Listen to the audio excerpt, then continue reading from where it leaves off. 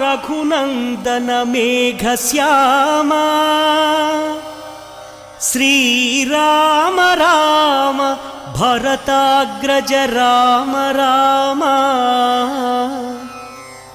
श्रीराम भक्त परिपोषक सार्वभौम श्रीरामचंद्र चरणौ शरणं प्रपद्ये।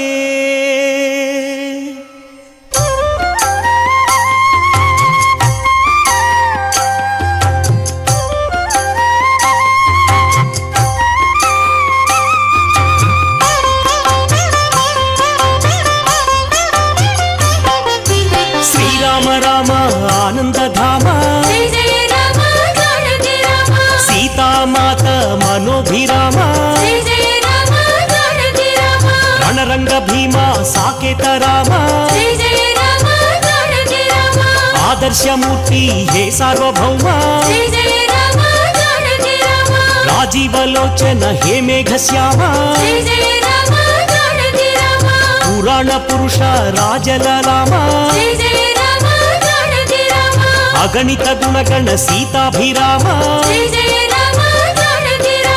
मोहन रूप अनंत नाम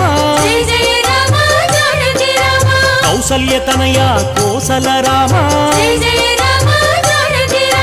कारुण्य मूर्ति कमनीय नाम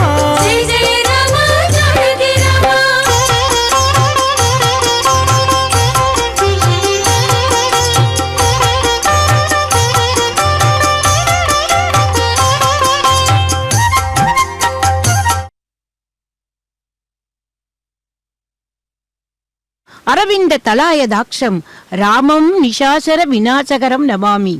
திரேதாயுகத்தில் ரகுவம்சத்தில் அயோத்திமா நகரத்தின் சக்கரவர்த்தி தசரத மகாராஜாவின் புத்திரனாக அவதரித்து ஜனக மகாராஜனின் புத்திரியான ஸ்ரீ சீதா தேவியை மணந்து ராவணாதிகளை சம்சாரம் பண்ணின கோதண்ட ராமசுவாமி இந்த கீழ் திருப்பதியில் நம் போன்ற பக்தர்களை ரட்சிப்பதற்காக அர்ச்சா ரூபியாக எழுந்தள்ளி உள்ளார்.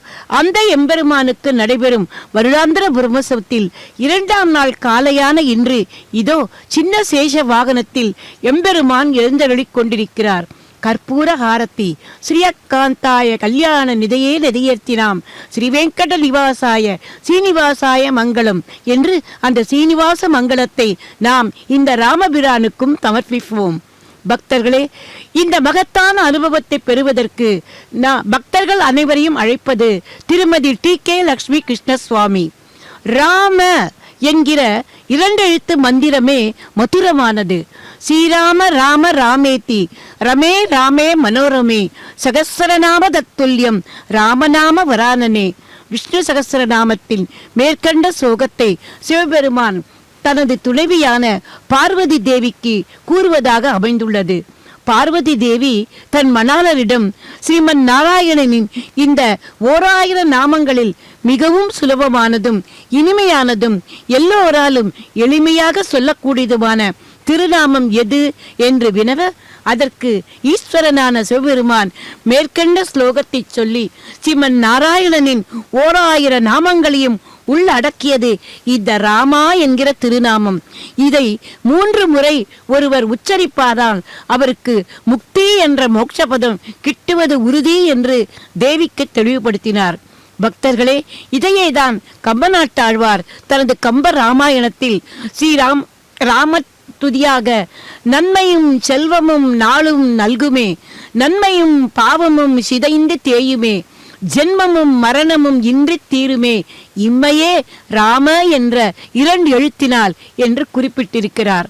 அது மட்டுமல்ல, மும்மைசால் உலகுக்கெல்லாம் மூல மந்திரத்தை முற்றும் தம்மையே தமர்க்கு நல்கும் தனிப்பெரும் பதத்தை தாமே இம்மையே எழுமை நோய்க்கும் மருந்துமான ராமன் என்னும் செம்மைசேர் நாமம் தன்னை கண்களில் தெரிய கண்டான் என்று முதலாக ஹனுமான் கானகத்தில் சீதையை தேடி ராமலக்ஷ்மணர் வரும்போது ஸ்ரீராமனை தரிசித்த மாத்திரத்தில் அந்த ராமா என்கிற 2 எழுத்து மந்திரம் அவரது உள்ளத்தில் பதிந்து போனதாக கம்பர் கூறுகிறார். பக்தர்களே, அந்த கோதண்ட ராமனை நாம் இப்போது அவருக்கு மிகவும் பிரியமான இந்த சின்ன சேஷ வாகனத்தில் நாம் தரிசித்துக் கொண்டிருக்கிறோம். பக்தர்களே, கைங்கரியப்பரரான ஆதிசேஷனை பெத்த சேஷ வாகனம் என்றும் சர்ப்பங்களில் சிறந்தவரான வாசுகியை சின்ன சேஷ வாகனம் என்றும் கூறுகிறார்கள். ஆதிசேஷனுக்கு 7 தலைகள், வாசுகிக்கு 5 தலைகள். கஸ்யப மகரிஷிக்கு 2 மனைவிகள். முதல்வள் வினத்தை, 2ஆமவள் கத்ரு. வினத்தையின் புதல்வன் கருடன் என்றும் கத்ருவின் புத்திரர்கள் சர்ப்பங்கள் என்றும் நமக்கு தெரிந்த விஷயமே. இதில் கத்ருவிற்கு எப்போது மனதில் ஒரு சங்கடம். கஸ்யப மகரிஷிக்கு தன்னை விட மூத்தவளான வினத்தியிடம்தான் மரியாதை அபிமானம் அதிகம் என்கிற எண்ணத்தில் எப்படியாவது வினத்தையை அவமானப்படுத்த வேண்டும் என்று ஒரு வெறியோடு சமயத்தை எதிர்பார்த்திருந்தாள். பக்தர்களே, எப்படிப்பட்ட அந்த விஷய வெறு எப்போதுமே இன்னொருவரிடம் பொறாமை கொள்ளக்கூடாது என்பது இப்போது நமக்கு இந்த கதையின் மூலம் தெரிய வரும். கஸ்யப மகரிஷி யாத்திரை சென்ற சமயத்தில் வேண்டுமென்றே வினத்தையோடு ஒரு வாக்குவாதத்தை ஆரம்பித்தாள். அதன் முடிவில் தேவேந்திரனின் குதிரையான ஊர்சுவஸ் என்கிற குதிரை வெண்மை நிறம் கொண்டது, அதன் வாலும் வெண்மை நிறம் என்று வினத்தை சொல்ல, இல்லை அந்த வால் மாத்திரம் கருமை நிறம் என்று வாதாடினாளாம் கத்ரு. முடிவில் மறுநாள் காலை அந்த குதிரை சமுத்திரக்கரையில் உலா வரும்போது சோதித்து பார்க்கலாம் என்றும் அதில் யாருடைய வாக்கு உண்மையாகிறதோ அவளுக்கு இன்னொருத்தி அழிவையாக இருக்க வேண்டும் என்றும் முடிவு செய்யப்பட்டது. மறுநாள் காலை இருவரும் சென்று பார்த்தபோது குதிரையின் வால் கருமை நிறத்தில் தோற்றமளிக்க வினத்தை கத்ருவுக்கு அடிமையானாள். ஆனால் கத்ரு ஜெயிச்சது சூழ்ச்சியால். தனது குமாரர்களான கருமை நிற சர்ப்பங்களை அந்த குதிரையின் வால் முழுவதும் துளிக்கூட இடைவெளி இல்லாமல் சுற்றி கொள்ளச் சொல்ல குதிரையின் அந்த வால் கருமை நிறமாக காட்சியது. பின்னால் இந்த அநீதி செயலை தெரிந்து கொண்ட வினத்தையின் புதல்வரான கருடன் சர்ப்ப ஜாதி முழுவதையும் அழித்துவிட பகவான் ஸ்ரீ மகாவிஷ்ணுவை குறித்து யாகம் செய்ய சர்ப்பங்கள் ஒன்று ஒன்றாக அந்த ஹோமத்தில் விழுந்து சாம்பலாகின. அந்த சர்ப்பங்களில் மூத்தவரான வாசுகி மட்டும் தனது தாயின் வஞ்சகத்துக்கு பரிகாரமாக தன்னையே பலி கொடுக்க தீர்மானித்து அதன் விளைவாக ஸ்ரீ மகாவிஷ்ணுவை வேண்ட தேவர்களும் அசுரர்களும் மந்தரமலையை மத்தாக்கி பார்க்கடலை கடைய முற்படும் போது அதை கட்டும் நாணாக, அதாவது கயிறாக தன்னையே தந்தது வாசுகி. கடைய கடைய கடைய வாசுகியின் உடலிலிருந்து ரத்தம் பெருகிதாம். இருந்தும் வாசுகி பின்வாங்கவே இல்லை. இதனுடைய இந்த உதவிக்காகவே எம்பெருமான் வாசுகிக்கு உயிர் பிச்சை தந்து கருடனமிருந்து காப்பாற்றியதோடு இதோ இந்த பிரம்மோற்சவத்தில் வாசுகி கேட்டபடி வாகனமாக, அதாவது சின்ன சேஷ வாகனமாகவும் இதோ அந்த வாகனத்தின் மீது எழுந்தருளியுள்ளார் பகவான். பக்தர்களே, கைங்கரியப்பரரான ஆதிசேஷன் எம்பெருமானுக்கு செய்கிற கைங்கரியங்கள் எத்தனையோ. சென்றால் குடையாம், இருந்தால் சிங்காதனமாம், நின்றால் மறுபடியாம், நீழ்கடலுள் என்றும் புனையா மணிவிளக்காம், பூம்பட்டாம் புல்குமனையாம் திருமால் கரவை என்று ஆழ்வார் பாசுரமிட்டுள்ளார். ஆனால் ஆழ்வார் சொல்லாத சில கைங்கரைகளை கூட ஆதிசேஷன் செய்து வருவது நமக்கு தெரியும். இந்த கலியுகத்தில் எம்பெருமான் அர்ச்சாரூபியாக நின்ற கோலத்தில் தரிசனம் தர மலையாக படர்ந்ததோடு அல்லாமல் எம்பெருமானின் அந்த நித்திய கல்யாண உற்சவத்தில் கூட எம்பெருமானுக்கு சமர்ப்பிக்க இருக்கும் ரட்சைகளில் ஆவானமாகி எம்பெருமானின் திவ்ய சௌந்தரியத்துக்கு திருஷ்டி எதுவும் படாமல் இருக்க பார்த்து கொள்வதும் நமக்கு தெரிந்த விஷயமே. ஆனால் இந்த வாசுகி என்கிற சர்ப்பம் எம்பெருமானுக்கு எந்த விதமான கைங்கரியங்களும் செய்யவில்லை. ஆனால் அந்த சமுத்திர மதன காலத்தில் அமிர்தத்தை கடைய கயிறாக பயன்பட்டு தனது உடலை வருத்தி கொண்டது அந்த எம்பெருமானின் பக்தர்களான தேவர்களுக்காகத்தானே. எப்பவுமே பகவானுக்கு என்ன சந்தோஷம் தெரியுமா? தனக்கு கைங்கரியம் பண்ணுவதை விட தன்னுடைய பக்தர்களுக்கு கைங்கரியம் பண்ண வேண்டும். அதாவது பாகவதோத்தவர்களுக்கு கைங்கரியம் பண்ணுவதே வசத்தியாக நினைத்தாராம். பக்தர்களே, அந்த வகையில் புண்ணியம் செய்துவிட்டது இந்த வாசுகி எனும் சர்ப்பம். வடவரையை மத்தாக்கி வாசுகியை நானாக்கி கடல் வண்ணன் பண்டொரு நாள் கடல் வயிறு கலக்கினையே, கலக்கிய கை யசோதையின் கடை கயிற்றாலே கட்டுண்ண கை மலர்கமல உந்தியாய் மாயமோ மறுக்கைத்தே என்று இளங்கோவடிகள் தனது சிலப்பதிகாரத்தில் குறவை கூத்தில் பெண்கள் ஆடி பாடும்போது இந்த சமுத்திரத்தில் அந்த பார்க்கடலை களைந்ததை அழகாக வர்ணித்திருக்கிறார். பக்தர்களே, அந்த சின்ன சேஷன் மீது எம்பெருமான் ஆரோகணித்து வருகிறார்.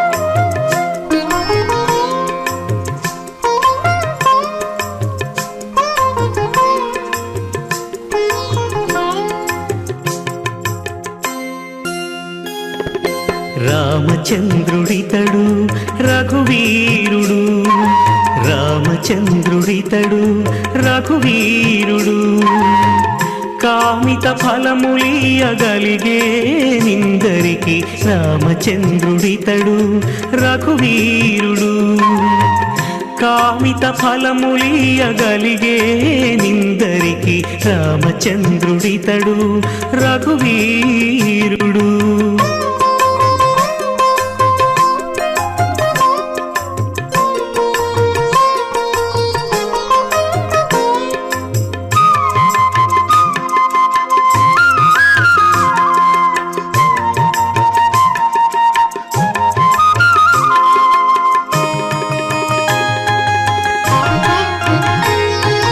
గౌతము భార్యా పాలిటి కామధేను వితడు,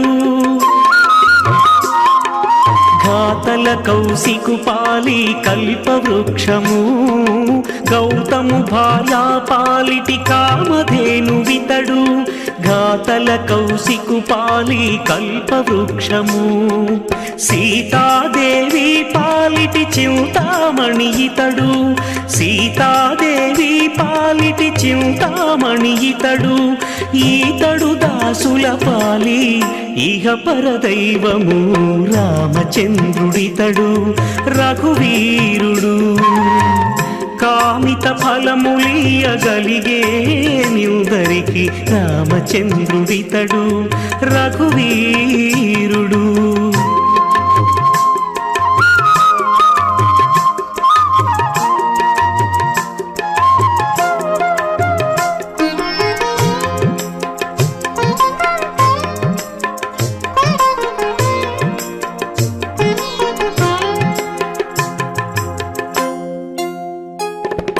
పరగ సుగ్రీవు పాలి పరమ బంధుడితడు, పరగ సుగ్రీవు పాలి పరమ బంధుడితడు, సరి హనుమంతు పాలి సామ్రాజ్యము, నిరతి విభీషణు పాలి నిధానము, నిరతి విభీషణు పాలి నిధానము, గాలిమ జనకు పాలి ఘన పారిజాతము రామచంద్రుడితడు రఘువీరుడు, కామిత ఫలములియగలిగే నిందరికి రామచంద్రుడితడు రఘువీరుడు.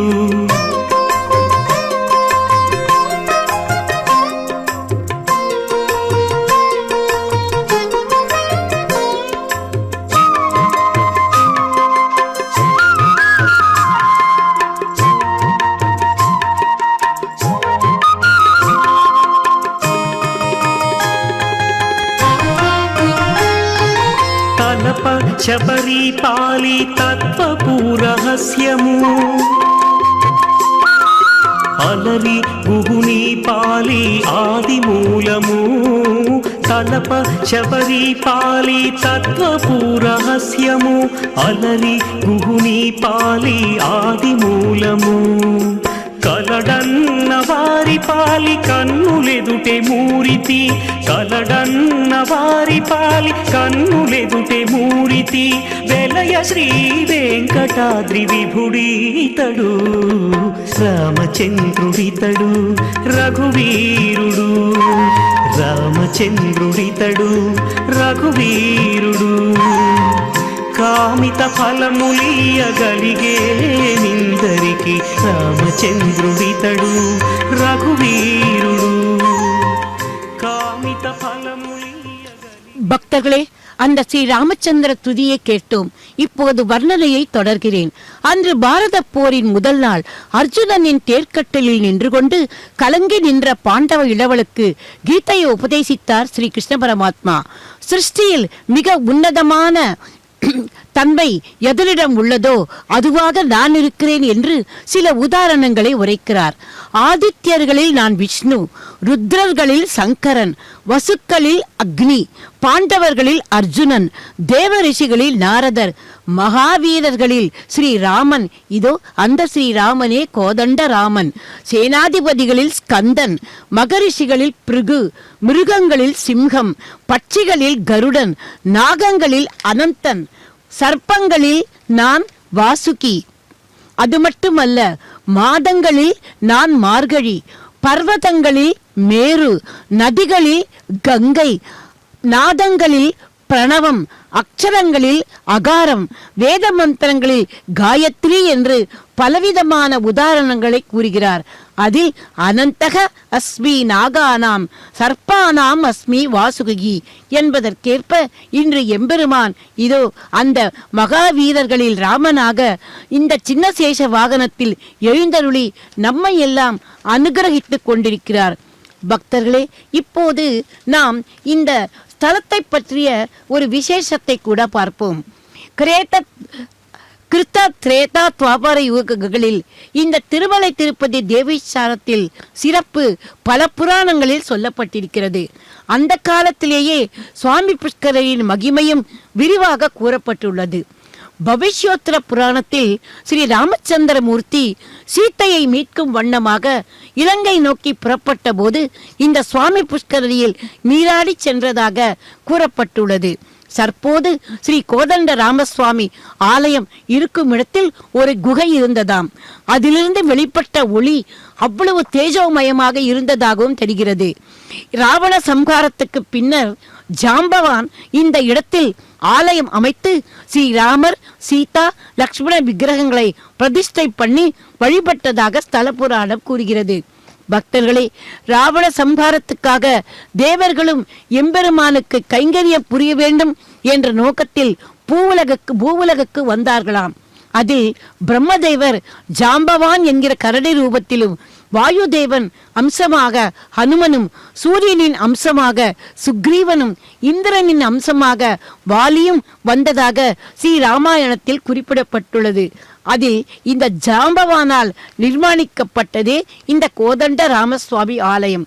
பின்னாளில் ஜனமேஜய மகாராஜா இந்த கோவிலை பெரிய அளவில் விஸ்தாரம் பண்ணி புனருத்தானம் செய்ததாகவும் சொல்லப்படுகிறது. அதன் பின்பு நரசிம்ம தேவர் என்பவர் காலத்தில் 1402 மீண்டும் புனரமைப்பு செய்ததாகவும் ஸ்ரீராமச்சந்திரமும் அந்த புஷ்கரணியும் நிர்வகித்ததாகவும் கூறப்படுகிறது. பக்தர்களே, இந்த கோவிலின் சிற்பங்கள் அனைத்தும் விஜயநகர அரசர்களின் காலத்தையே பிரதிபலிக்கின்றன. ஒவ்வொரு ஸ்தம்பத்திலும் ஸ்ரீ ராமாயண காவியம் விசேஷமாக பொறிக்கப்பட்டுள்ளது. திருமலையில் திருவேங்கடநாதனுக்கு ஸ்ரீ வைகானச ஆகமப்படி நடப்பது போலவே இங்கேயும் ராமச்சந்திர மூர்த்திக்கும் அதே வைகானச ஆகமப்படியே பூஜா, பிரம்மோற்சவங்கள் இவை அனைத்தும் நடைபெறுகின்றன. பக்தர்களே, அங்கே இருக்கும் 5 பேரங்கள், பஞ்சபேரங்கள் என்று சொல்வோமே, இங்கே ஸ்ரீ ராமச்சந்திர மூர்த்திக்கு கூட பஞ்சபேதங்கள், துருவபேரம், கொலுவு பேரம், பலிபேரம், ஸ்தபனபேரம் என்று 5 விதமாக பேரங்கள் உள்ளன. கொலுவு பேரம், உற்சவ பேரம், ஏகாந்த சேவை சமயத்தில் இந்த கோதண்ட ராமனின் அந்த மூர்த்தியை சேவிக்க வைப்பு வழக்கமாக இருந்து வருகிறது. பக்தர்களே, ராவண சம்ஹாரத்துக்காக எவ்வளவு பாடுபட்டனர் என்று நமக்கெல்லாம் தெரியும். அப்போது எம்பெருமானுக்காக உதவியது இதோ அந்த வானரங்கள் தானே. ராமனுக்கு வனவாசம் போகும்போது கஷ்டம், ஆபத்து இதெல்லாம் வராமல் இருக்கும்படி கௌசல்யா ஒரு காரியம் செய்தாளாம். ராமன் விடைபெற வரும்போது என்ன செய்தால் தெரியுமா? சாதாரணமாக ஊருக்கு போகும் குழந்தைக்கு அம்மா பாசத்துடன் கட்டு சாதம் கட்டி கொடுப்பது போல இந்த ராமனுக்கு 14 வருடமும் எந்தவிதமான கஷ்டங்களும் வரக்கூடாது என்று யோசித்து ஒரு நிரந்தரமான பட்சணமாக தர்மத்தையே கட்டி கொடுத்தாளாம். நீ தைரியமாக நீ போகலாம், இந்த தர்மம் உன்னை என்றென்றும் பாதுகாக்கும் என்றாளாம். பக்தர்களே, அந்த தர்மமே ராமனுக்கு துணையாக நெறிந்துள்ளது. இறுதியில் ஆக மொத்தத்தில் அந்த அந்த தர்மமே ராமனுக்கு வீரம் ஜெயிப்பு, அதாவது வெற்றியையும் தந்தது. ஆகவே அந்த சமயத்தில் ராமன் தர்மத்தை கடைபிடித்ததால் தான் பிராணிகள் கூட அந்த ராமனுக்கு உதவியதாம். ஆனால் அதர்மத்துக்கு துணை போனவனான அந்த ராவணேஸ்வரனுக்கு கூட பிறந்தவன் கூட அவனோடு கூட இல்லை. அதாவது ராமபிரான் வானரங்களும் ஜாபவான் கரடியும் ஆதரித்தன. ராவணனை அந்த அவனுக்கு சகோதரனான அந்த விபீஷணன் கூட ஆதரிக்கவில்லை. ஆகவேதான் அது மட்டுமல்ல, சாதாரணமாக சொல்வார்கள் அல்லவா, தர்மம் தலை காக்கும் என்று. அது ராமனை காப்பாற்றியது. ஆனா அதர்மத்தில் போன அந்த ராவணின் 10 தலைகளும் அருந்து விழுந்தன. மானிடனாகவே பிறந்து மானிடனாகவே விழுந்து மானிடனாகவே மானிட தர்மத்தை நிலைநாட்டினான் ராமன். அவனுக்கு துணையாக நின்றவன் யார் தெரியுமா? சுமித்ரா நந்தனான லக்ஷ்மணர். அந்த லக்ஷ்மணரே ஆதிசேஷரின் அவதாரம். ஆகவே கோதண்ட ராமனும் இந்த சேஷ வாகனத்தில் பவனி வருவதும் மிகவும் பொருத்தமான ஒன்று அல்லவா?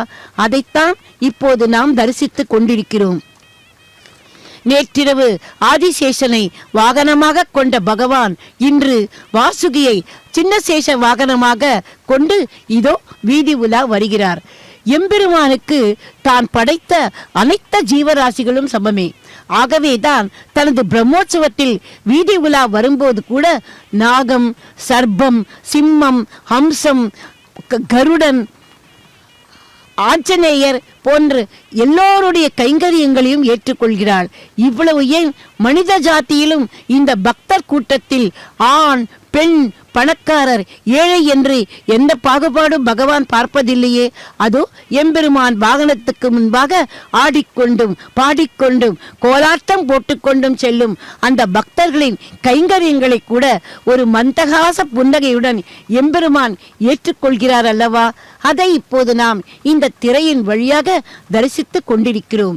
பாயும் நீர் அரங்கந்தன்னுள் பாம்பனை பள்ளி கொண்ட மாயனார் திருநன்மார்பும் மரகத உருவும் தோளும் தூய தாமரை கண்களும் துவரதழ் பவளவாயும் ஆயசீர் முடியும் தேசும் அடியேறர் ககலலாமே என்பது தொண்டடிப்பொடியாழ்வாரின் திருமாலை பாசுரம். பக்தர்களே, அந்த பாசுரத்தில் ரங்கநாத பெருமானை அவர் இவ்வாறு வர்ணித்திருக்கிறார். சேஷனின் மேல் பண்டி கொண்டிருக்கும் அந்த ரங்கநாத பெருமான், அவரையே இப்போது நாம் அந்த ரங்கநாதரையே நாம் இப்போது ராமனாக இங்கே தரிசித்துக் கொண்டிருக்கிறோம். பக்தர்களே, அந்த ராமனுடைய குல தனமே ஸ்ரீ ரங்கநாதர் தானே. இந்த ராவண சம்ஹாரம் முடிந்து ஸ்ரீ ராமபிரானை பட்டாபிஷேகித்தும் போது ராவண சம்ஹாரத்துக்கு தனக்கு உதவிய அவ்வளவு பேருக்கும் பரிசுகள் தந்தாராம் ராமன். அப்போது தன்னோடு கூடவே இருந்து தனக்கு உதவிய விபீஷணனை பார்த்து, உனக்கு என்ன வேண்டும் என்று கேட்க, எனக்கு நீங்கள் அனுதினமும் பூஜிக்கும் அந்த ஸ்ரீ ரங்கநாத விக்கிரகம் வேண்டும் என்று கேட்டாராம். ஒரு முறை கேட்ட பிற்பாடு கொடுக்காமல் இருப்பது முடியாதல்லவா? அதுவும் சொன்ன வாக்கு தவறாதவர் அல்லவா ராமன். ஒரு சொல், ஒரு பானம், ஒரு மனைவி, அதாவது ஒரு தாரம் என்பது அவரது மூல மந்திரம். ஆகவே அந்த விபீஷணர் கேட்டபடி அந்த தன்னுடைய குலதனமான அந்த ரங்கநாத விக்கிரகத்தையே விபீஷணருக்கு தந்து விட்டாராம். இதை கண்டு தேவர்களும் முனிவர்களும் அஞ்சினர். எங்கே ரங்கநாத பெருமான் இந்த பாரத பூமியை விட்டு சென்று விடுவாரோ என்கிற பயத்தில் அவர்கள் எல்லோரும் ஸ்ரீ மகாவிஷ்ணுவை வேண்டினராம். அப்போது ஸ்ரீ மகாவிஷ்ணு, கவலைப்படாதீர்கள், நிச்சயமாக பகவான் இதோ இந்த பாரத தேசத்தை விட்டு போக மாட்டார் என்று வாக்குறுதி அளித்தாராம். அப்போது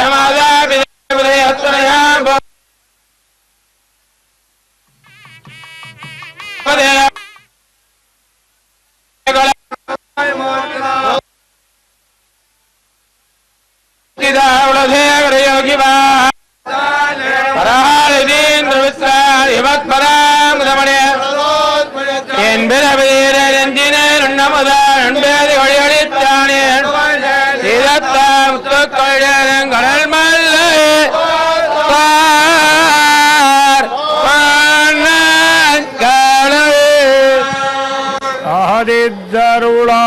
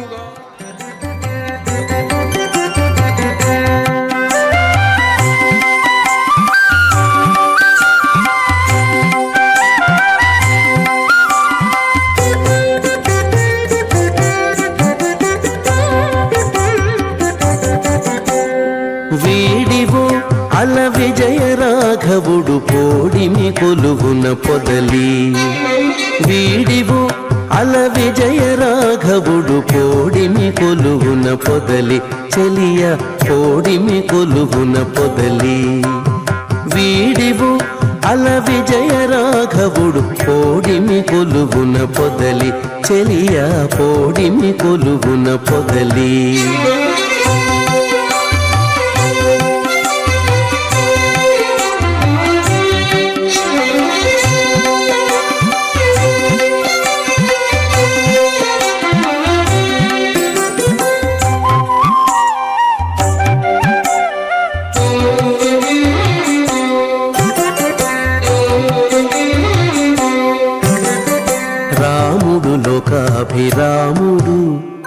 రాముడు లోకాభిరాముడు గుణధాముడసురలకు దమనుడు రాముడు లోకాభిరాముడు గుణధాముడసురలకు దమనుడు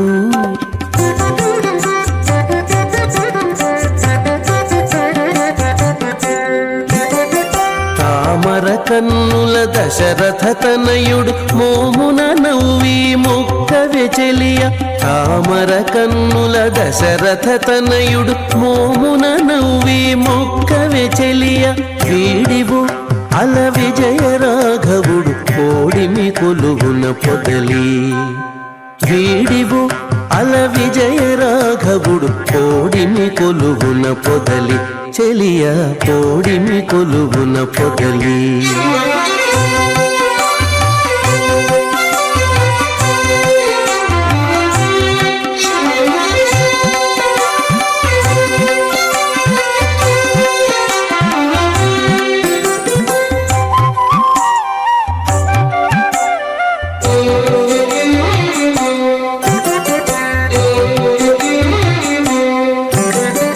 కోదండధరుడు గురు కిరీటపతి ఓదిగసురముని పూజితుడు కోదండధరుడు గురు కిరీటపతి ఓదిగసురముని పూజితుడు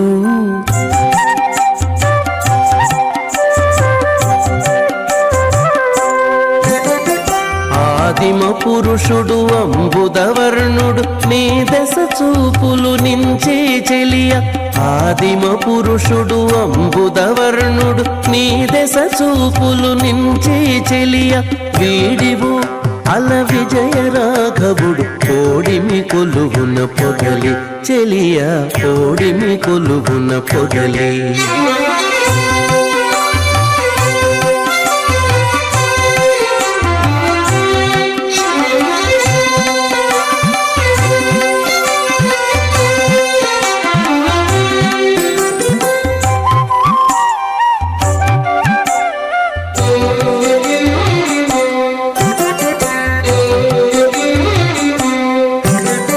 రావణాంతకుడు రాజశేఖరుడు శ్రీ వెంకటగిరి సీతాపతి రావణాంతకుడు రాజశేఖరుడు శ్రీ వెంకటగిరి సీతాపతి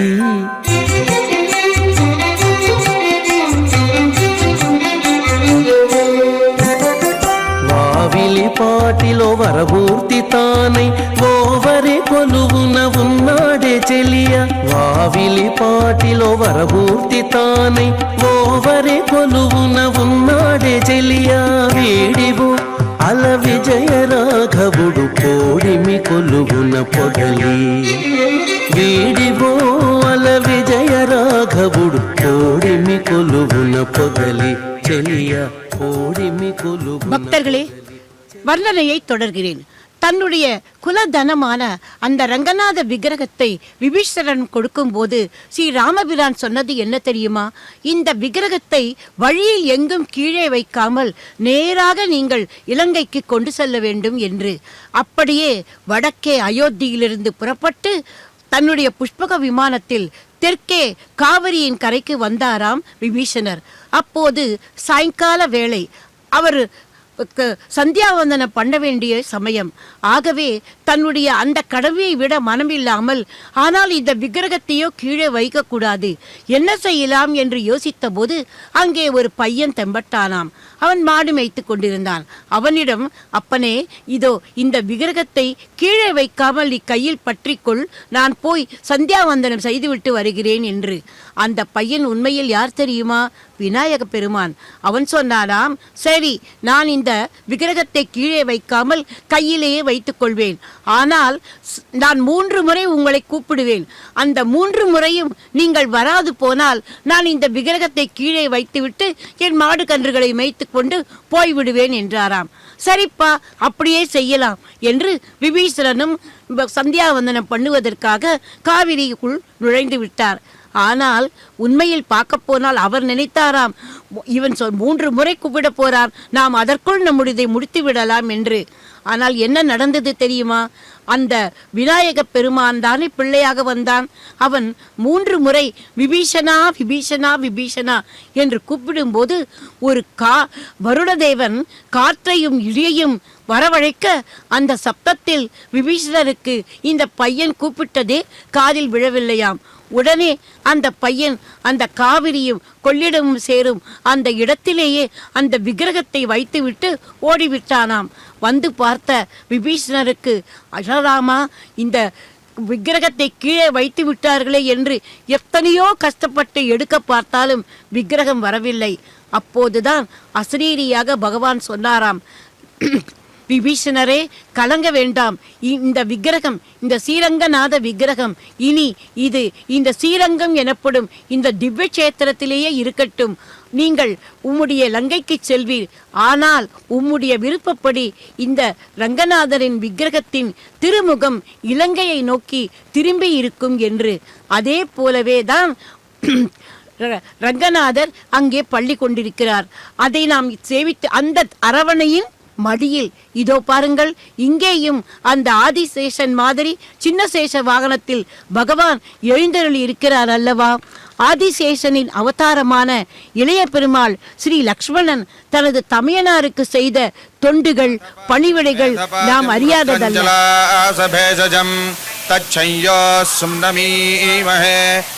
शुक्र इव सूर्यो हिरण्यमिव रोचते श्रेष्ठो देवानां वसुः शन्नः करत्यर्वाते शुकं मे साजामेष्ये नृभ्यो नारिभ्यो गवे अस्मे सोमश्रिजमधिनिधे हिषतस्या नृणां महिश्रवस्तु विरुम्णं मानः सोमपरिपाधो मारातयो जुहुरन्त आन इन्दो वाजे भज यास्ते प्रजा अमृतस्य परस्मिन् धामनृतस्य मूर्धानाभा सोमवेन आभूषन्ति सोमवेदः भद्राय तपसे एकपर्दिने क्षयद्वीराजप्रभा रामहे मतीः यथा समषद्विपदे चतुष्पदे विश्वं पुष्टं ग्रामे अस्मिन्नानातुरं मृडानो रुद्रोतनो मजस्कृति क्षयद्वीराज.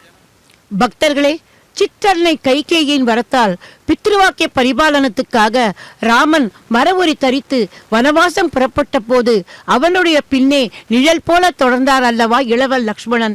தன்னுடைய இன்னுயிர் மனைவி சுகபோக அரச வாழ்க்கை, ஏன் பெற்ற தாயை கூட பிரிந்து தமையனின் பின்னே சென்றவர் லக்ஷ்மணர். 14 வருடமும் கண் விழித்து தமையனையும் தேவியையும் கண்ணை இமை காப்பது போல் காத்தார். இலங்கை போரில் இந்திரஜித்தின் பிரம்மாஸ்திரத்தால் மயங்கி விழுந்த லக்ஷ்மணனை வாரி அணைத்து கதறினாராம் ராமச்சந்திரன். லக்ஷ்மணா, சீத்தையை பிரிந்தும் நான் இன்னும் உயிரோடு உள்ளேன். ஆனால் உன்னை பிரிந்து ஒரு சனம் கூட உயிர் தரியேன் என்று புலம்பியதாக கம்பராமாயணம் சொல்கிறது. அத்தகைய கைங்கரிய பரரான லக்ஷ்மணன், அவரே ஆதிசேஷனின் அவதாரம். பக்தர்களே, இந்த பிரம்மோற்சவ சமயத்தில் முதல் நாள் இரவு அந்த ஆதிசேஷனை வாகனமாக கொண்டு கோதண்டராமன் எழுந்தருளியதை நாம் சேவித்தோம் அல்லவா? இதோ இப்போது சின்னசேஷ வாகனத்தில் எழுந்தருளி நம்மை எல்லாம் அனுகிரகிக்கிறார். ஆதி தம்பதிகளான ஸ்ரீமன் நாராயணனும் ஸ்ரீ மகாலட்சுமியும் திரேதா யுகத்தில் ராமனாகவும் சீத்தையாகவும் அவதாரம் செய்தது தேவர்களுக்கு தந்த வாக்குப்படி ராவண வதம் செய்வதற்காக மட்டுமல்ல. இந்த அவதாரத்தில் திவ்ய தம்பதிகள் எத்தனையோ கஷ்டங்களையும் துன்பங்களையும் ஏற்றுக்கொண்டார்கள் அல்லவா? இருந்தும் தர்ம வழியை அவர்கள் மீறவில்லை. அதே போல பதிவிரதா தர்மத்திலிருந்தும் சீதா சிறிதும் நழுவவில்லை. உலகத்தில் எப்படி வாழ்ந்து தம் தம் கடமைகளை எல்லாம் செய்ய வேண்டும் என்பதற்கு ஒரு இலக்கணமாக வாழ்ந்து காட்டினார்கள் இந்த அவதார புருஷர்கள். இந்த அவதாரத்திலே பிற்காலத்திலும் மானிடர்கள் அறிந்து உய்ய வேண்டும் என்று பகவானே பிரம்மதேவர் நாரத மகரிஷி வால்மீகி மூலமாக ஸ்ரீமத் ராமாயண காவியத்தை நமக்கெல்லாம் தந்தார். காரணன் நீ, கற்றவன் நீ, கற்பவை நீ, நற்கிரிசை நாரணன் நீ என்று திருமழிசை ஆழ்வார் பாசுரமிட்டதை போல எல்லாம் அவன் செயல். அந்த எம்பெருமானே இதோ இப்போது நம்மையெல்லாம் இந்த பிரம்மோற்சவ சமயத்தில் அவரது அந்த சௌந்தரிய தரிசனத்தை நமக்கு தந்து கொண்டிருக்கிறார். எப்படிப்பட்ட தரிசனம்! லீலா மானுஷ விக்கிரகம் என்பார்கள். அதுபோல ஸ்ரீ ராமச்சந்திர மூர்த்தியை நாம் இங்கே சேவித்துக் கொண்டிருக்கிறோம். அந்த திவ்ய அலங்காரத்தில் ராமனை எப்போதுமே மரியாதா புருஷோத்தம் என்பார்கள். அதாவது ராமனுக்கு ஒரு கம்பீரம் இருக்குமாம்.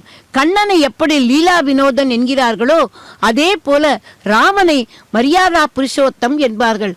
எல்லோரும் ராமரை பார்க்கும் போதே ஒரு விதமான கௌரவம், ஒரு விதமான மரியாதை வருமாம். அப்படிப்பட்ட மரியாதா புருஷோத்தம் என்கிற அந்த ஸ்ரீ ராமபிரானை இதோ கோதண்ட ராமனாக இந்த திருப்பதி பட்டணத்தில் அந்த மாட வீதிகளில் உலா வந்து நாம் சேவித்துக் கொண்டிருக்கிறோம். நின்றதுவும் வேய்வோங்கு தன்சாரல் வேங்கடமே விண்ணவர் தாம் வாங்கு தொல்புகழான் கூற்று என்று பூதத்தாழ்வார் திருமலையில் உள்ள உயர்ந்த மூங்கில் காடுகளையும் குளிர்ந்த மலச்சாறுகளையும் கண்டு எம்பெருமான் விண்ணிலிருந்து மண்ணுலகுக்கு இறங்கி வரும்போது இந்த திருமலையின் இயற்கை அழகிலே ஈடுபட்டு இங்கேயே தங்கிவிட்டதாக கூறுகிறார். பக்தர்களே, அந்த திருமலையின் அடிவாரத்தில் தான் திருப்பதி பட்டணம் உள்ளது. அந்த திருப்பதி பட்டணத்தில் தான் இந்த கோதண்ட ராமசுவாமியின் கோவிலும் உள்ளது. ஆகவே திருமலையானைப் போலவே ராமனுக்கும் இங்கே எழுந்திட வேண்டும் என்ற ஒரு உவப்பு ஏற்பட்டதோ என்னமோ. ஆகவேதான் இந்த திருப்பதியில் எழுந்தருளியுள்ளார் இப்போது கோதண்ட ராமனாக. திருமலைக்கு ஆழ்வார்கால் காலத்தில் இன்னொரு பெயர் என்ன தெரியுமா? அரவகிரி. ஏனென்றால் அங்கே மலைப்பாம்புகள் அதிகமாக இருக்குமாம். அதே போல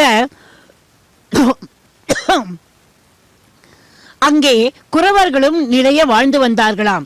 அவர்களுடைய திணைப்புனங்களில் யானைகள் வந்து பட்டி மேய கூட்டம் கூட்டமாக வருமாம்.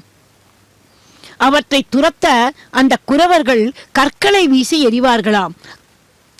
அந்த கற்களில் கூழாங்கற்களோடு மாணிக்க கற்களும் இருக்குமாம்.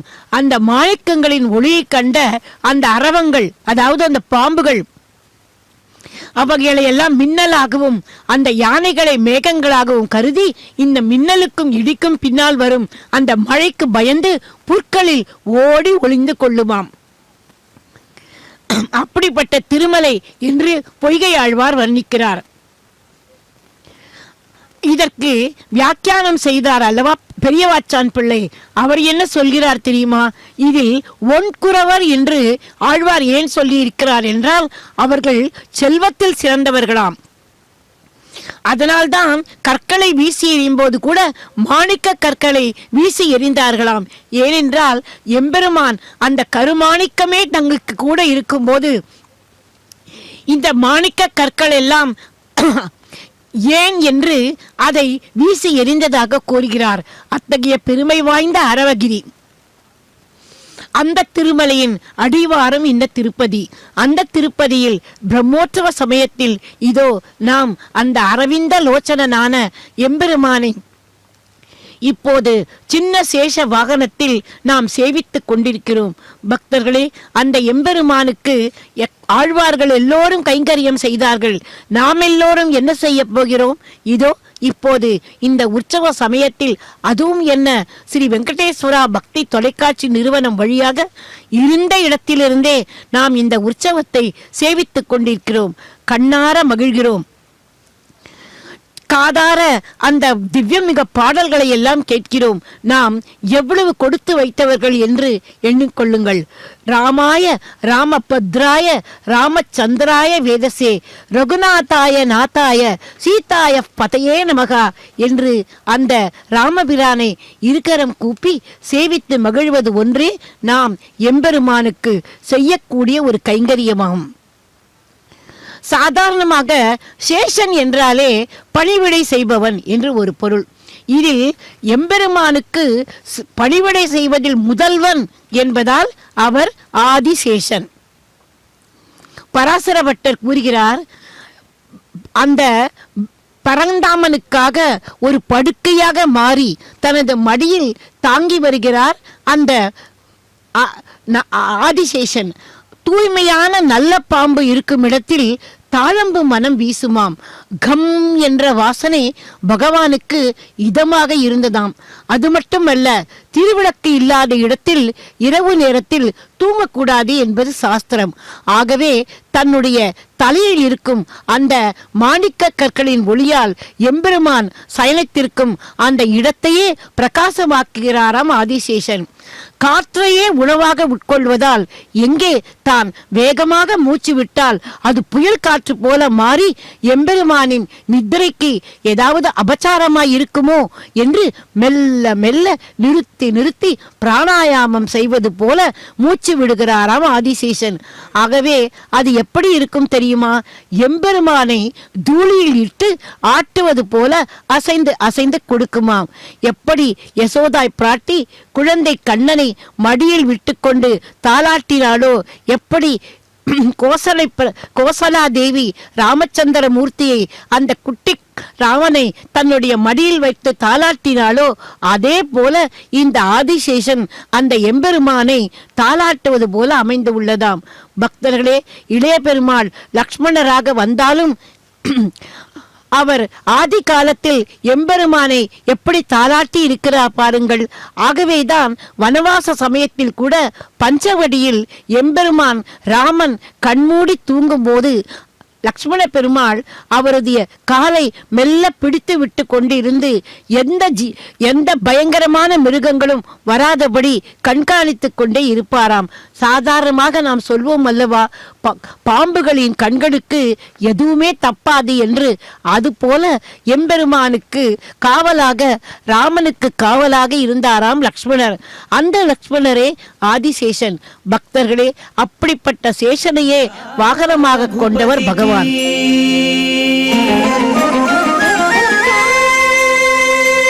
ఎదురా రఘుపతికి నీవిటు రావణ, ఎదురా రఘుపతికి నీవిటు రావణ, నేడు ఇదేమి బుద్ధి తలచితివి ఇట్లాయ బ్రతుకు. ఎదురా రఘుపతికి నీవిటు రావణ, నేడు ఇదేమి బుద్ధి తలచితివి ఇట్లాయ బ్రతుకు. ఎదురా రఘుపతికి నీవిటు రావణ.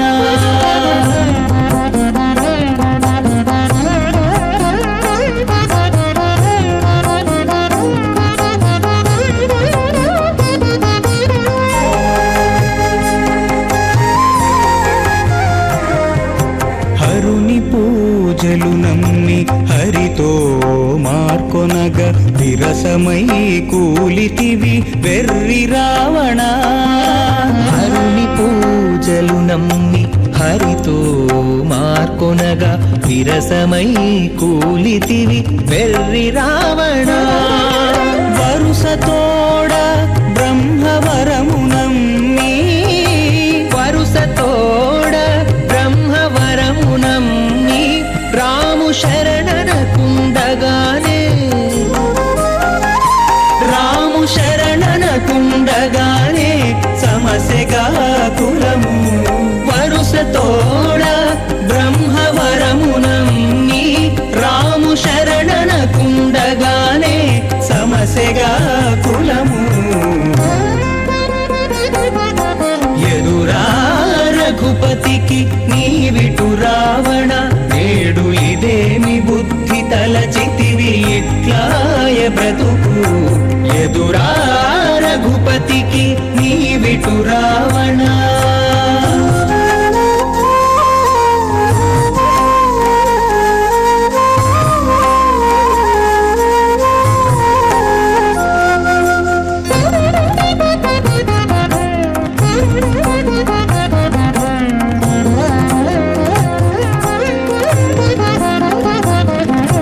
జపతపములు నమ్మి సర్వేషు విడువగా విపరీతమాయగా వెర్రి రావణ. జపతపములు నమ్మి సర్వేషు విడువగా విపరీతమాయగా వెర్రి రావణ. ఉపమలన కడుతానున్న జలనిధి నమ్మి, ఉపమలన కడుతానున్న జలనిధి నమ్మి కపుల పాలైతివిగా, కపుల పాలైతివిగా కదన రంగమున. ఉపమలన కడుతానున్న జలనిధి నమ్మి కపుల పాలైతివిగా కదన రంగమున. ఎదురా రఘుపతికి నీవిటు రావణ, నేడు ఇదేమి బుద్ధి తలచితివి ఇట్లాయ బ్రతుకు. ఎదురా రఘుపతికి నీవిటు రావణ.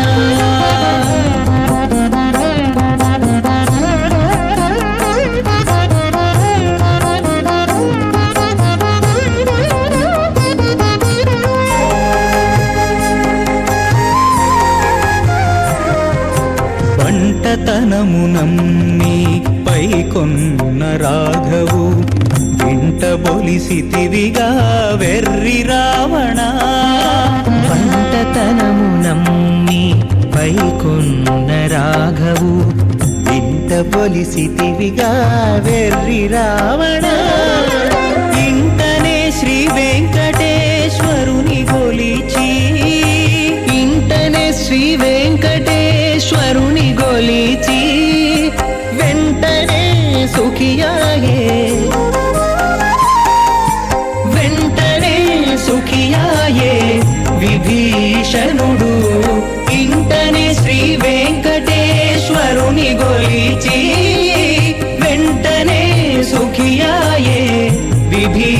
శరణుడు ఎదురా రఘుపతికి నీవిటు రావణ నేడు ఇదేమి బుద్ధి తల குடதிசை முடியை வைத்து குணதிசை பாதம் நீட்டி வடதிசை பின்பு காட்டி தென்திசை இலங்கை நோக்கி கடல் நிற கடவுளன்னை துயிலுமா கண்டு என் செய்யேன் உலகத்தீரே என்று தொண்டடிப்படியாழ்வார் பாசுரமிட்டார். அந்த ரங்கநாதர் அரவணையில் பள்ளி கொண்டிருப்பதை, அந்த அரவணையே இந்த ஆதிசேஷன், அதையே நமது அன்னமையா அதிகோ ஸ்ரீ ஹரிகாசமு பதிவேல சேஷுல பட்டகலமயமு என்கிறார். அதாவது அந்த எம்பெருமான் அந்த சேஷ சயனத்தில் சயனித்திருப்பதை அவ்வளவு அழகாக அவர் பாடியிருக்கிறார். பக்தர்களே, யாருமே எம்பெருமானான ஸ்ரீஹரியையும் கைங்கரியப்பரரான ஆதிசேஷனையும் பிரித்து பார்க்கவே இல்லை. அனவரதமும் எம்பெருமானுடைய இருந்து ஏதோ ஒரு வகையில் கைங்கரியம் செய்து கொண்டிருக்கும் ஆதிசேஷனை எம்பெருமானுக்கு உடன்பிறவா சகோதரன் என்று கூட சொல்லலாம்.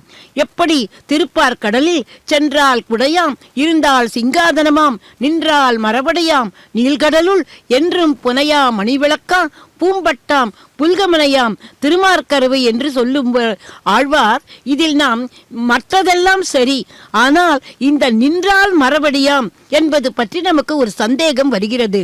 எம்பெருமானோ 14 லோகங்களுக்கும் அதிபதி, சர்வேஸ்வரன், ஜெகநாதன்.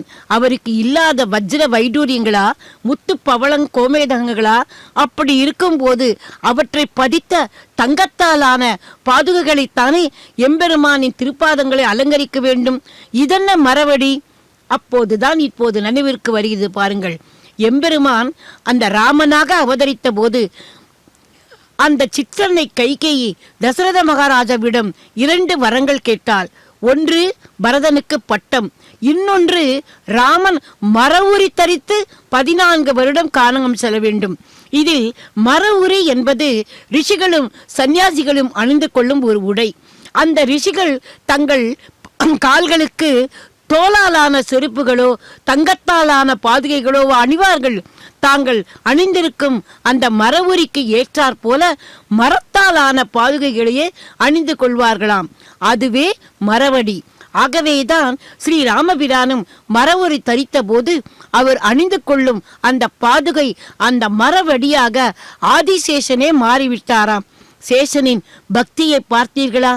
பிரம்ம கடிகின பாதமோ என்று அன்னமையா வர்ணித்த அந்த எம்பெருமானின் திருப்பாதங்களை தாங்கிக் கொண்டு அந்த கல்லிலும் முள்ளிலும் அவருடைய பாதத்துக்கு எந்தவிதமான துன்பங்களும் வரக்கூடாது என்று தானே அதையெல்லாம் தாங்கிக் கொண்டு மரவடியாய் திகழ்ந்தாராம்.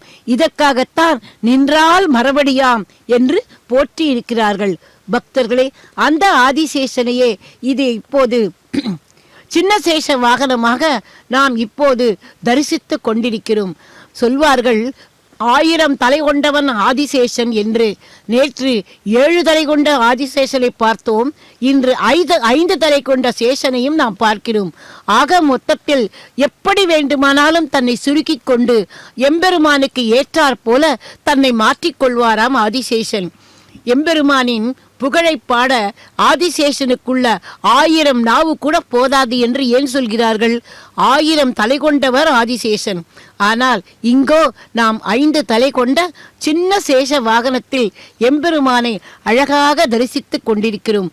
அதிரூப சௌந்தரியவதனாக நீலமேக காந்தனாக அந்த எம்பெருமானை நாம் சேவித்து கொண்டிருக்கிறோம். பக்தர்களே, இப்படிப்பட்ட எம்பெருமானை சேவிக்கும் போது ஒன்று நமக்கு தோன்றுகிறது. அந்த எம்பெருமான் நம்மையெல்லாம் ரட்சிப்பதற்காக எவ்வளவு எளிமையாக இதோ இந்த திருப்பதி பட்டணத்தில் நம்மையெல்லாம் ரட்சிக்க தானே வெளியில் வந்து ரட்சித்து கொண்டிருக்கிறார் என்று. எப்போதுமே ராமன் என்றாலே எளிமைதான். மீதி அவதாரங்களில் உள்ள அந்த அவதாரங்களிலெல்லாம் பகவான் இத்தனை எளிமையாக மானிடனாகவே வாழ்ந்து மானிட தர்மத்தை நிலைநாட்டவில்லை. ஆனால் இங்கோ நம்மில் ஒருவராகவே வந்து நம்மில் ஒருவராகவே இருந்து நம்மில் ஒருவராகவே வாழ்ந்து காட்டினார் ராமன்.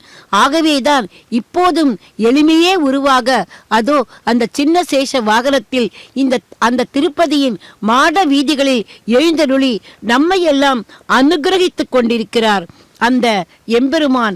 அந்த எம்பெருமானை இருகரம் கூப்பி சேவித்து மகிழ்வோம்.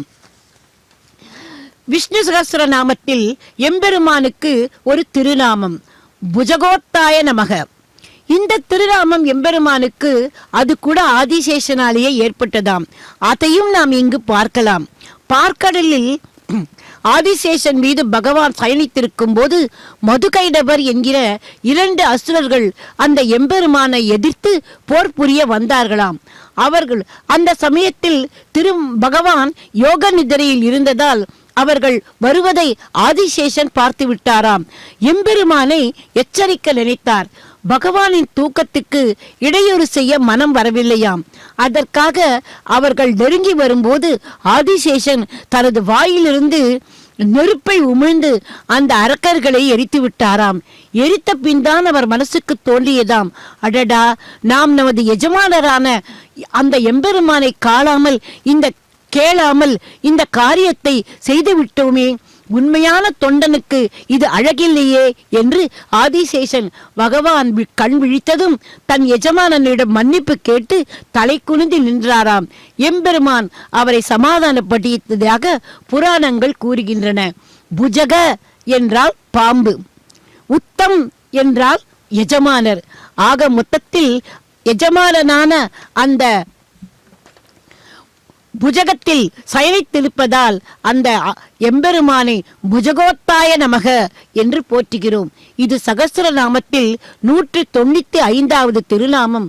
ஆதிசேஷன் நம் போன்ற அனைத்து ஜீவாத்மாக்களுக்கும் பிரதிநிதி என்ற வகையில் இப்போது எம்பெருமானுக்கு கைங்கரியம் செய்ய வந்துவிட்டார் என்பதை நாம் அறிந்து கொள்ளலாம். நாமெல்லாம் எம்பெருமானுக்கு சேஷபூதர்கள் என்று சொல்வார்கள். ஆகவே புஜகோத்தாய நமக என்று நாம் தினமும் சொல்லி வந்தால் எம்பெருமானுக்கும் நமக்கும் உள்ள அந்த சேஷி உறவை நாம் உணரும்படி எம்பெருமானே அருள் புரிவார். அப்படிப்பட்ட எம்பெருமானைத்தான் இதோ இப்போது நாம் இந்த சின்ன சேஷ வாகனத்தில் எம்பெருமானின் பிரம்மோற்சவத்தில் 2ஆம் நாளான இன்று காலை நாம் சேவித்துக் கொண்டிருக்கிறோம். பக்தர்களே, அந்த எம்பெருமானுக்கு கற்பூர மங்கள ஹாரத்தியை சமர்ப்பித்துக் கொண்டிருக்கிறார் அதோ அர்ச்சக சுவாமி. மங்களம் கோசலேந்திராய மகனீய குணாத்மனே சக்கரவர்த்தி தனுர்ஜாய சார்வபௌமாய மங்களம் என்று நாமும் அந்த எம்பெருமானுக்கு மங்களம் பாடுவோம். கிருத்தே நாரசிம்மமஸ்து திரேதாயாம் ரகுநந்தனக துவாபரே வாசுதேவமஸ்து கலவு வெங்கட நாயக என்று வெங்கடேச புராணம் கூறுகிறது. எம்பெருமான் ஸ்ரீமன் நாராயணன் இந்த திரேதா யுகத்தில் அயோத்தியில் தசரதரின் புத்திரனாக அவதரிப்பதை இப்போது நாம் பார்த்து கொண்டிருக்கிறோம் அல்லவா. அங்கநடு மதில் புடைசூழ் அயோத்தி என்னும் அணிநகரத்து அனைத்தும் விளக்கும் ஜோதி வெங்கதிரோன் குலத்துக்கோர் விளக்காய் தோன்றி விண்முழுதும் உய்யக்கொண்ட வீரன் தன்னை செங்கநடும் கருமுகிலை ராமன் தன்னை தில்லை நகர் திருச்சித்திர கூடம் தன்னுள் எங்கள் தனி முதல்வனை எம்பெருமான் தன்னை என்றுகளோ கண்குளிரக் காணும் நாளே என்று குலசேகர ஆழ்வார் தனது பெருமாள் திருமொழியில் அன்று பாடினாராம். அயோத்தியில் தரிசனம் தரும் அந்த எம்பெருமான் இந்த திவ்ய சேத்திரத்தில், அதாவது சித்திரக்கூடம் என்னும் இடத்தில் சேவிக்க ஆசைப்பட்டார். நாமெல்லாம் அதே எம்பெருமானை இதோ இந்த திருப்பதி பட்டணத்தில் நாம் சேவித்துக் கொண்டிருக்கிறோமே. நம்மளுடைய பாக்கியத்தை தான் என்ன சொல்வது. திருமடந்தை மண்மடந்தை இருபாலும் திகழ நலமிந்தம் இல்லதோர் நாட்டில் அந்தமில் பேரின்பத் தடியரோடு 7 தனிக்கோள் செல்ல வீட்டிருக்கும் அயர்வரும் அமரர்கள் அதிபதியான அணியார் பொருள்சூழ் அரங்க நகரப்பன் அலைநீர் கடலுள் அழுந்தும் நாவாய் போல் ஆவாரார் துணையென்று துளங்கும் நல்ல அமரர் துயர்தீர வல்லரக்கர் இலங்கை பாழ்படுக்க எண்ணி மண்ணுலகத்தோர் உய்ய அயோத்தி என்னும் அணிநகரத்து வெங்கதிரோன் குலத்தோர் விளக்க விளக்காய், கோசலை தன் குல மதலையாய், தயரதன் தன் மகனாய் தோன்றி குணம் திகழ் கொண்டலாய் என்று அந்த ராம அவதாரத்தை பெரியவாச்சான் பிள்ளை பாசுரமிட்டிருக்கிறார்.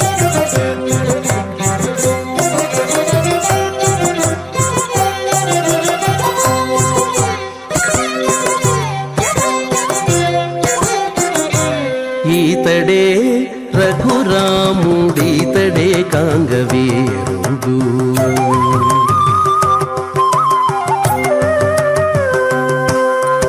ఈతడే రఘురాముడీతడే కాంగవీరుడు, ఈతడే రఘురాముడీతడే కాంగవీరుడు, ఈతడు చేసిన చేతలెన్ని అయినా కలవు ఈతడే రఘురాముడీతడే కాంగవీరుడు, ఈతడు చేసిన చేతలెన్ని అయినా కలవు ఈతడే రఘురాముడీతడే కాంగవీరుడు, ఈతడే రఘురాముడీతడే కాంగవీరుడు.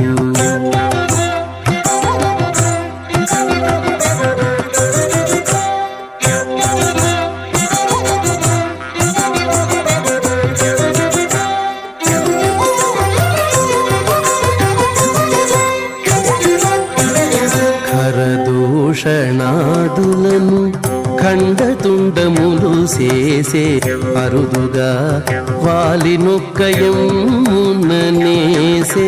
ఖరదూషణాదులను ఖండతుండములు చేసే అరుదుగా వాలి నొక్కయముననేసే,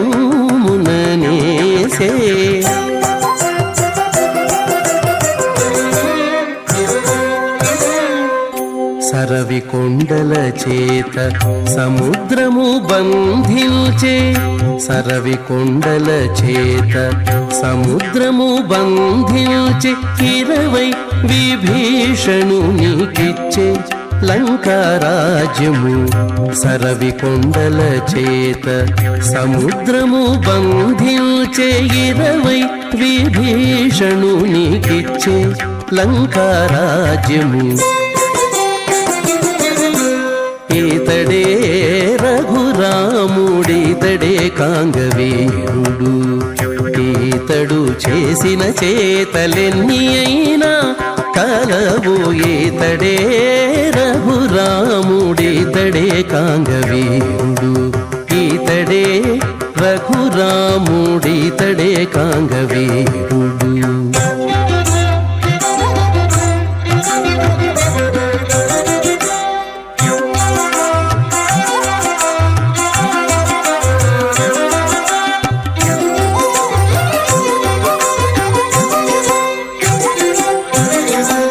కూడబెట్టే వానరుల కుంభకర్ణాది దైత్యుల తోడనే రావణు చంపే దూరము గెల్చే, కూడబెట్టే వానరుల కుంభకర్ణాది దైత్యుల తోడనే రావణు చంపే దూరము గెల్చే,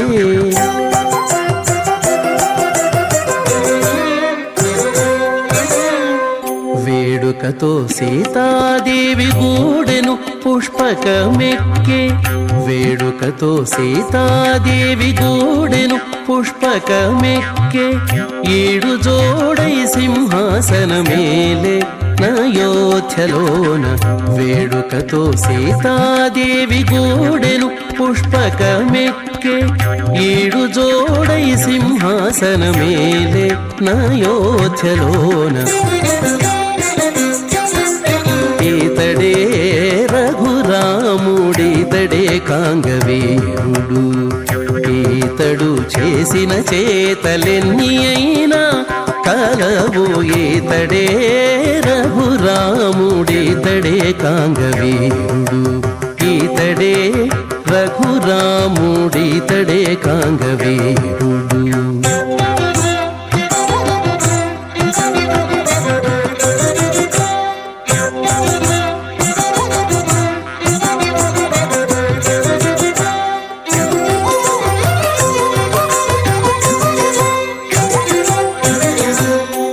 పుడమియంతయుగాచే పొందుగాతనంతలేసి కొడుకుల గాంచెను కుశలవుల పుడమియంతయుగాచే పొందుగాతనంతలేసి కొడుకుల గాంచెను కుశలవుల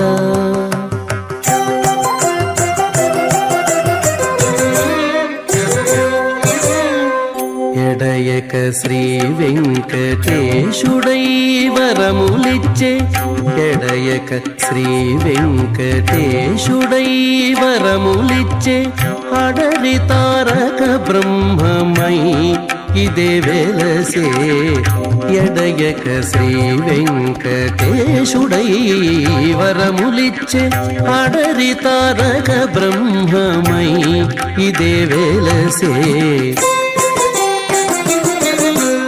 ఈతడే రఘురాముడీతడే కాంగవీరుడు ఈతడు చేసిన చేతలెన్ని అయినా కలవు ఈతడే.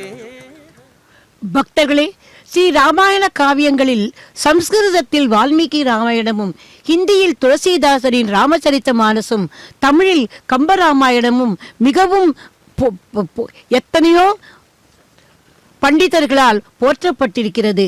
அதே போல அபூர்வ ராமாயணம் என்று ஒன்றும் உள்ளது. அதில் ஒரு நிகழ்ச்சியை தான் நாம் இப்போது பார்க்க போகிறோம். யுத்த காண்டத்தின் போது ஒரு சமயம் விபீஷணருக்கு ஒரு சந்தேகம் வந்ததாம். அது ஜாம்பவானை பற்றியது. ஸ்ரீ ராமபிரானுக்கும் ஜாம்பவானுக்கும் இடையே உள்ள அந்த நட்பு உறவு கெடாமல் இருக்க ஸ்ரீ ராமலட்சுமணர்கள் முன்பாகவே இதை நாம் ஜாம்பவானிடம் கேட்போம் என்ற முடிவுக்கு வந்தாராம் பீஷ்ணர். பக்தர்களே, அந்த ஜாம்பவான் அமைத்த திருக்கோயிலில் தானே இந்த கோதண்டராமர் எழுந்தருளியுள்ளார். இப்போது அந்த ஜாம்பவானை பற்றிய இந்த விஷயத்தையும் நாம் தெரிந்து கொள்வோம். அப்போது ராமன் அவருடைய முகக்கலக்கத்தை கண்டு, நண்பரே, எதுவானாலும் கேளுங்கள், நாம் எல்லோரும் இங்கே கூடியிருப்பது ஒரே லட்சியத்துக்காக, அதாவது பிராட்டியை மீட்பது.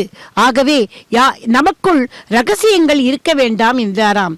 பிரபோ, தாங்களும் இளைய பெருமாளும் இந்திரஜித்தின் பிரம்மாஸ்திரத்தால் கட்டுண்டு மூர்ச்சையானீர்கள். நான் யாராவது பிழைத்திருக்கிறார்களா என்று தேடிக்கொண்டு வந்தபோது அங்கே பானங்களால் துளைக்கப்பட்ட நிலையில் ஜாம்பவானை கண்டேன்.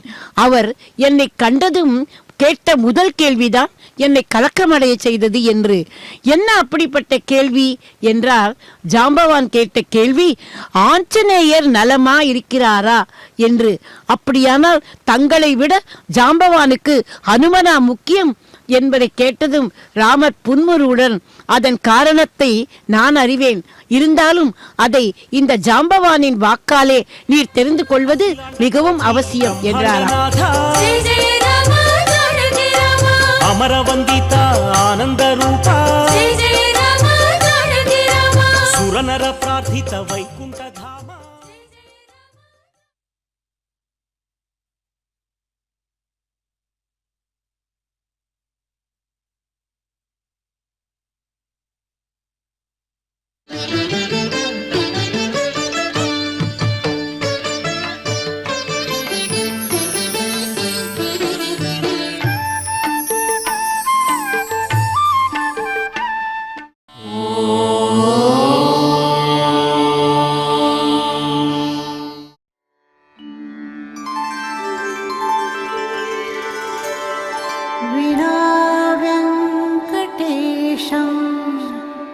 ननाथो ननाथः सदा वेङ्कटेशं स्मरामि स्मरामि. हरे वेङ्कटेश प्रसीद प्रसीद. प्रियं वेङ्कटेश प्रयच्छ प्रयच्छ.